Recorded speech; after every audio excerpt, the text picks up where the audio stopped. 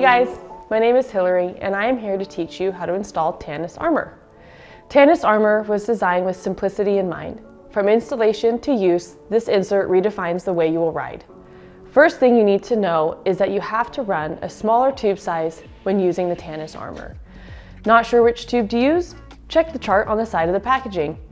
If you don't have that exact size of tube in the garage, always err on the size of a smaller tube. It fits well and makes for an easier installation. If you have a 3-inch or wider tire, we have been able to use the regular tube size because these rims are usually wider and the tires offer so much more volume. If the tube is folding or bunching, definitely go with the narrower tube.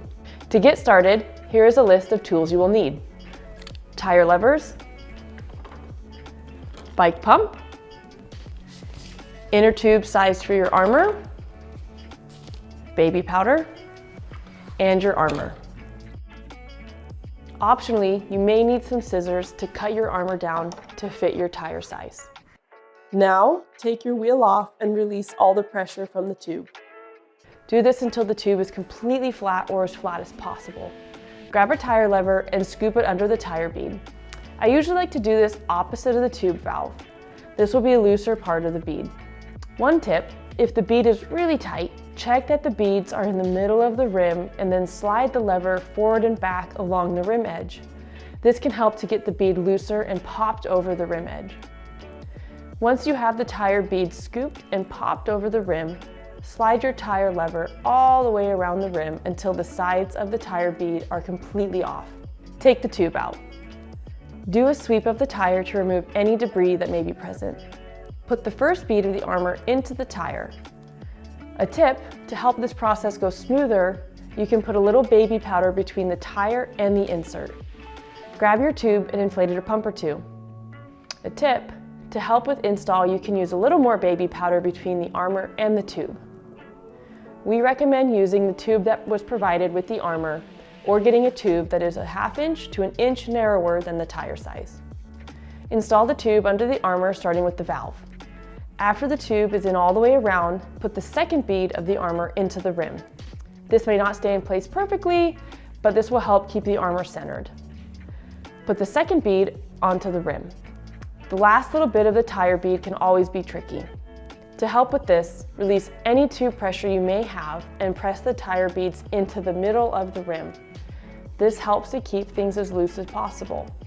You can always grab your tire levers to get this last part on. Make sure not to pinch the tube when doing so.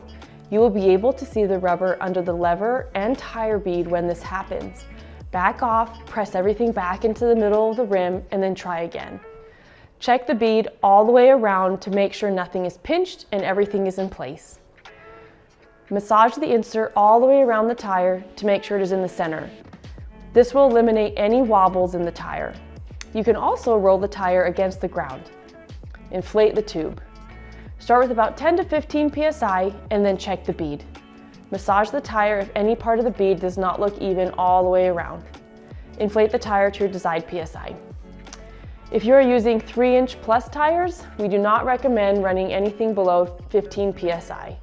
The Armour will not have enough support from the tube, and this can cause a gap between the Armour and the tire and can also cause flats. When using Armour, we recommend using about 5 to 10 psi less than you would normally run. Then you can go up or down 5 psi from there to fine-tune your ride. Once the tire is inflated, the tire should be straight. If you are seeing any wobbles, deflate the tube and massage those areas again to center the Armour. Then re-inflate. Do this until the Armour is straight. Your wheel is all ready and set up and you are ready to ride with your Tannus. One more tip. We recommend checking your tire pressure after 24 hours because things can sometimes settle and you may need to adjust your pressure.